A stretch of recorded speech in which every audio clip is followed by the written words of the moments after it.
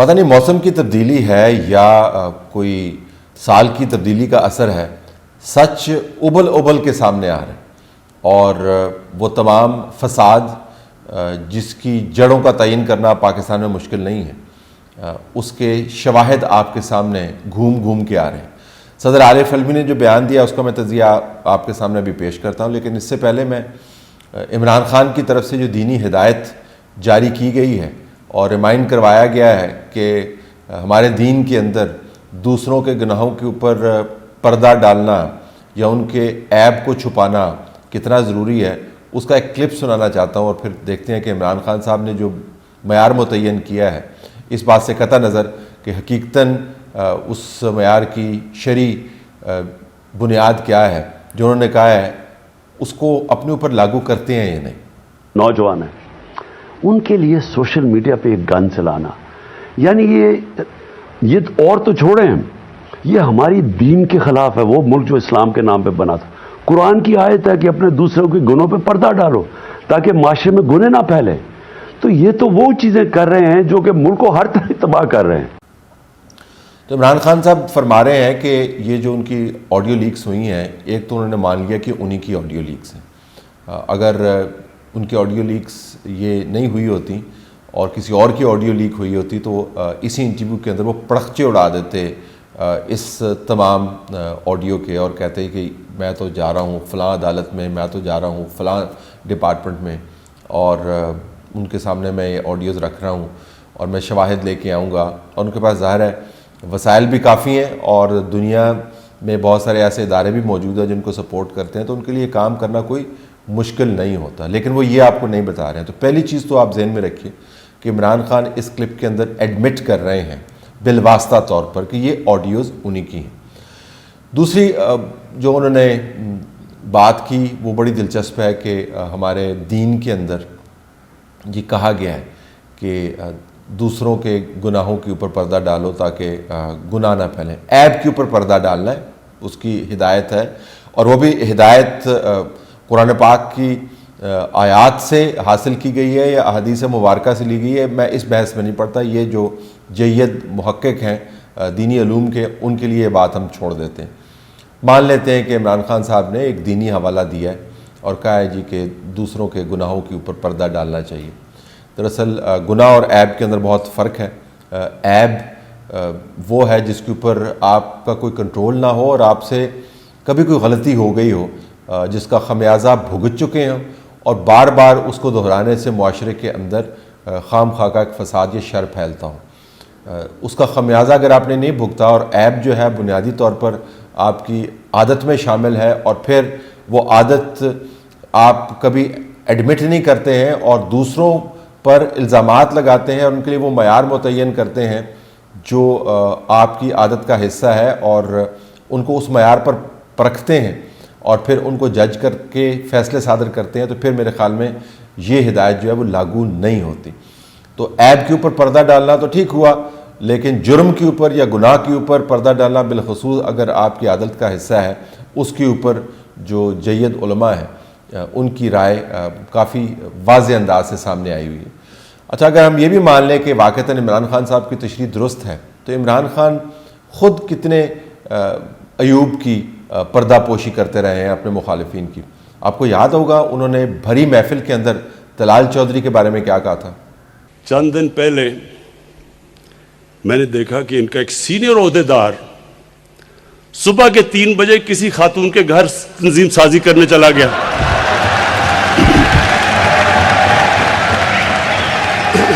اور اس کے بعد پھر لوگوں کی تذلیل کرنا اور تحقیر کرنا یہ ان کا وتیرہ رہا ہے۔ انہوں نے، آپ کو یاد ہوگا، مریم نواز کے بارے میں بہت ساری باتیں کی ہیں، بہت ساری غلاظت اگلی ہے اور اگلوائی ہے، اور جنہوں نے اگلی ہے ان کو پھر شاباشیاں بھی دی ہیں۔ ان میٹنگز کے نوٹس بھی بعض جگہ پر موجود ہیں جس میں باقاعدہ لوگوں کو بلا کے کہتے ہیں کہ آپ نے بڑی زبردست بات کی، اور گنڈا پور صاحب اس کے اندر پیش ہوتے تھے اور فردوس عاشق اوان کو اتنی شاباشیاں دیا کرتے تھے کہ کیا زبردست آپ نے کام کیا۔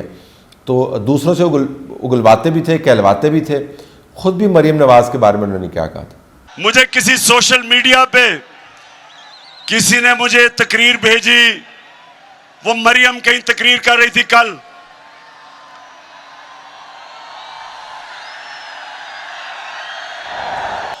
اب اس تقریر جو مجھے بھیجی سوشل میڈیا پہ, اس میں اس نے اتنی دفعہ اور اس جذبے سے اور اس جنون سے میرا نام لیا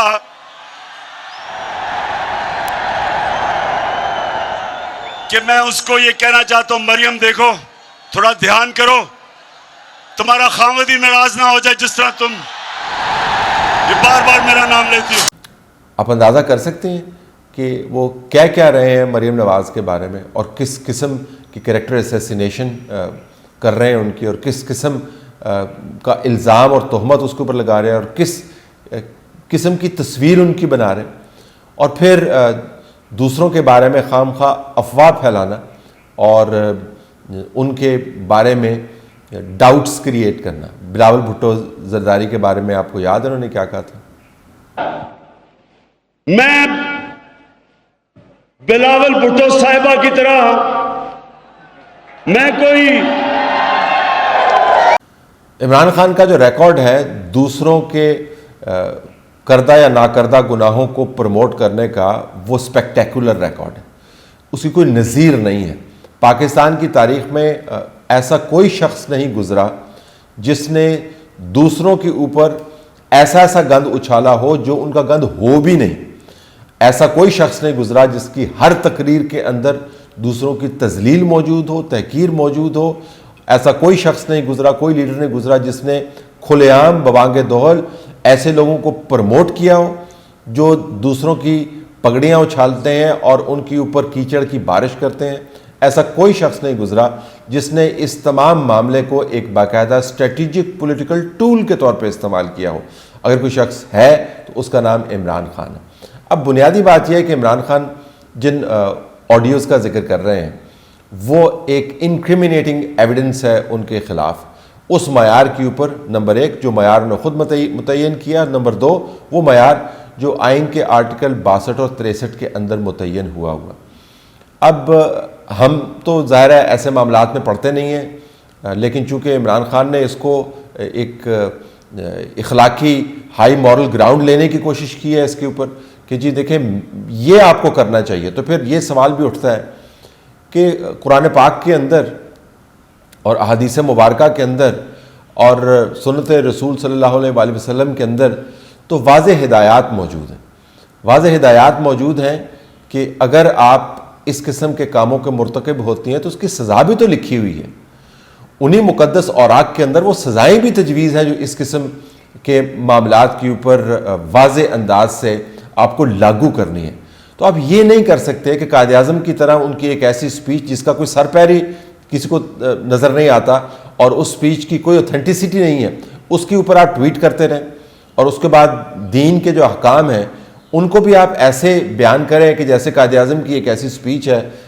جس کا حقیقی وجود نہیں ہے, اور کہیں جی کہ میرے خیال میں دینی احکامات ایسے ہونے چاہیے. تو دین کے احکامات تو پھر پورے لاگو ہو گئے نا. یہ تو نہیں ہو سکتا کہ ایک حکم یا ایک تاکید جو ہے کہ جی دوسروں کے عیب کے اوپر پردہ ڈالو, اس کو تو آپ بار بار دہراتے رہیں, اور پھر جو ایسے نادر کاموں کی سزائیں تجویز کی ہوئی ہیں جو اس کی پاداش میں آپ کو بھگتنا پڑتا ہے اس کے اوپر آپ بات نہ کریں, اور بالخصوص اگر یہ آئین کا حصہ بھی ہو. تو عمران خان نے یہ اس قسم کی جب وہ باتیں کرتے ہیں تو ان کو اندازہ نہیں ہوتا کہ اپنے خلاف کیسا انکریمنیٹنگ ایویڈنس وہ کریٹ کر رہے ہیں. آنے والے دنوں میں ان کے یہ کلپس شواہد کے طور پہ استعمال ہوں گے, اور میں پہلے دن سے کہتا چلا آ رہا ہوں کہ اگر یہ آڈیوز آپ کی نہیں ہیں تو آپ کو ان کو ڈس اون کرنا چاہیے. اگر آپ اس کو اون کرتے ہیں اور اس کو کسی اخلاقی لیکچر کا جو ایک پھسپھسا قسم کا انٹرویو گزارنے کا طریقہ کار ہے اس کا حصہ بنا کے آپ اس کو جسٹیفائی کرنے کی کوشش کرتے ہیں تو یہ آپ کے گلے پڑے گا. اب آ جائیں آپ صدر علوی کی طرف. صدر علوی نے بھی بہت سی باتیں کی ہیں. کمال یہ نہیں ہے کہ وہ آپ کو یہ بتا رہے ہیں کہ کس طرح اسٹیبلشمنٹ نے عمران خان کی مدد کی, اور صرف سینٹ کے معاملات میں مدد نہیں کی. انہوں نے 2018 میں جو پروجیکٹ کیا اسٹیبلشمنٹ نے عمران خان کے ساتھ مل کے, صدر علوی اس کا کلیدی حصہ رہے. وہ عمران خان کے اس کور گروپ کا حصہ تھے جن کو پتہ تھا کہ کیسے عمران خان کو طاقت میں لانے کے لیے راہ ہموار کی جا رہی ہے، اور اس راہ میں کھڑی ہوئی تمام رکاوٹیں، تمام جماعتیں، ان کو ٹھوکر مار کے توڑا جا رہا ہے۔ کسی کو جیپ کے نیچے روندا جا رہا ہے، کسی کو جی ڈی اے کے پہیوں کے تلے کچلا جا رہا ہے، کسی کے اوپر باپ لاگو کیا جا رہا ہے، کسی کو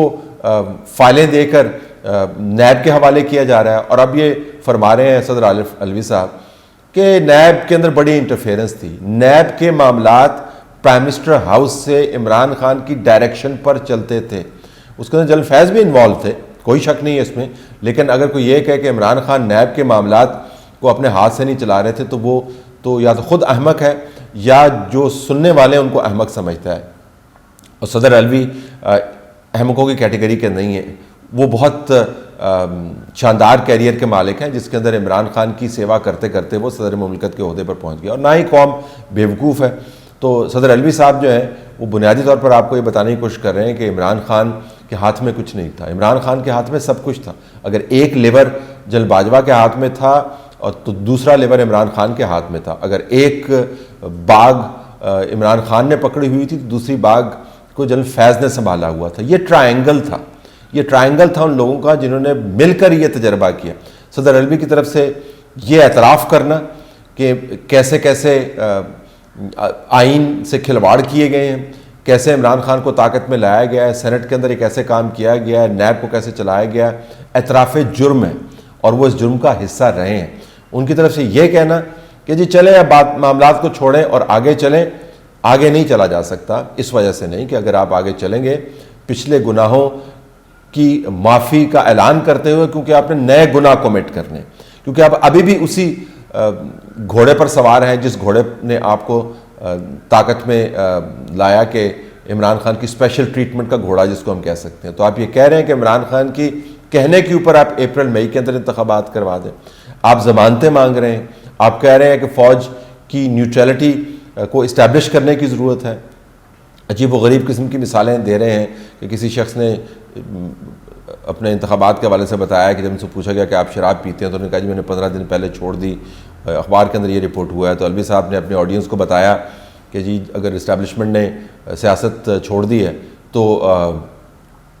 وہ پھر ایسے ہی ہے، کچھ دیر پہلے ہی چھوڑی ہوگی، اب ان کو ثابت کرنے کی ضرورت ہے۔ تو جب اسٹیبلشمنٹ حالت نشے میں تھی، اگر ہم اسی استعارے کو استعمال کریں، تو علوی صاحب ان کے ساتھ بیٹھے ہوئے تھے، جام ہاتھ میں تھا ان کا سیاسی نشے کا۔ عمران خان صاحب اس محفل کے بہت بڑے شریک تھے، یہ تمام لوگ اکٹھے رہ کے کام کر رہے تھے۔ تو اب یہ کہنا ہے کہ اسٹیبلشمنٹ نے اگر توبہ کر لیا ہے تو ان کو ثابت کرنے کی ضرورت ہے، پرانے گناہوں کے اوپر پردہ نہیں ڈال سکتے۔ تو بنیادی طور پر عارف علوی صاحب نے بھی اپنے گناہوں کا اعتراف کیا ہے، بتایا کہ نظام کیسے کام کر رہا تھا، اور وہ تمام چیزیں جس کے اوپر ہم رپورٹ کرتے رہے اور جن کی رپورٹنگ کے اوپر پابندی عائد کی گئی تھی، عارف علوی صاحب اپنے منہ سے آہستہ آہستہ اگل رہے ہیں، لیکن ابھی بھی وہ صرف 2% اگل رہے ہیں۔ جو 98% ہے وہ آپ کو بتا نہیں رہے کہ عمران خان کو کیسے سجا کر اور سنوار کر تخت کے اوپر لایا گیا تھا، ان کو کس محبت کے ساتھ ایک 10 سال کا پروجیکٹ کا لیڈر بنایا گیا تھا۔ علوی صاحب آپ کو بتائیں گے نہیں، کیونکہ علوی صاحب اس تمام کوشش کا حصہ تھے جو ماورائے آئین تھا، جو ماورائے قانون تھا، جس نے اس ملک کی جڑیں ہلا کے رکھ دی ہیں۔ تو علوی صاحب جب اب بات کرتے ہیں کہ پاکستانی بنو اور اچھی قوم کے نمائندے بنو اور محبت پھیلاؤ، تو بڑی حیرانی ہوتی ہے، اتنی حیرانی ہوتی ہے جب عمران خان بیٹھ کے ہمیں بتاتے ہیں کہ دین کے احکامات اس قسم کے معاملے جن کا ان کو اب سامنا ہے اس کے بارے میں کیا ہیں۔